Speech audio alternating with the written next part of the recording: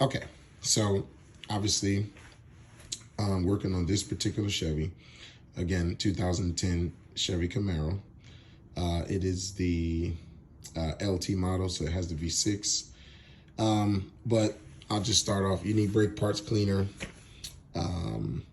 You will need some disc brake quiet. This is not a requirement, but I use this on pretty much all my brake jobs. You're definitely gonna need some caliper grease.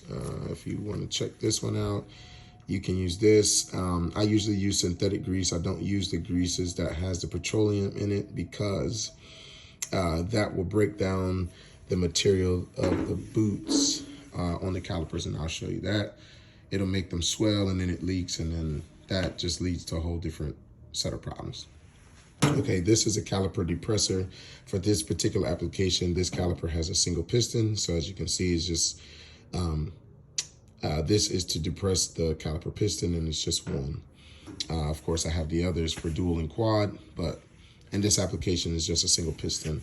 In this application, the rotor requires a Torx 30, T30, let my camera refocus, but a T30 Torx bit to remove the bolt from the brake rotor. Obviously, this is the ratchet that's going to be used for that. It's a 3/8. And this front caliper is going to use a number 14 wrench, so I have my 14 wrench set aside. And then to remove those caliper bracket bolts, it's going to be a number 18. So I have my 18 with a 1/2 inch drive ratchet. Now I do have all the electrical tools, air tools, but again, this is for the ones who may not have a whole bunch of things, and it's really not necessary. You can still get the job done. It may take a little bit longer, but same process. One thing I did not add in here was a brush so that you could brush out any dirt and debris, but I just usually use a wire brush to get in there. But again, with the brake parts cleaner, that's just to clean off any dirt and debris, especially when you put on the new brake rotors.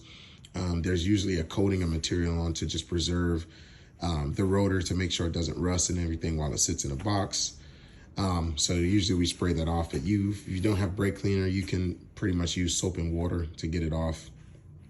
And I mean, that kind of does the same job. But again, having brake parts cleaner on hand, I mean, you can just instantly spray off the dirt and debris and whatever particles that we cannot see with the naked eye. Disc brake quiet, pretty much I use that just as a safe haven.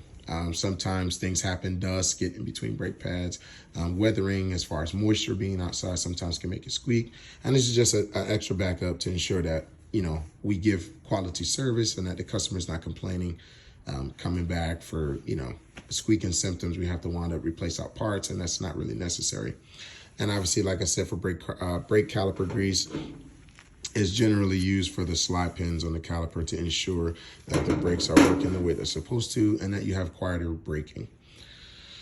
All right, so let's get down to the nitty gritty. I'll just take it one step at a time, and then the rest is history later.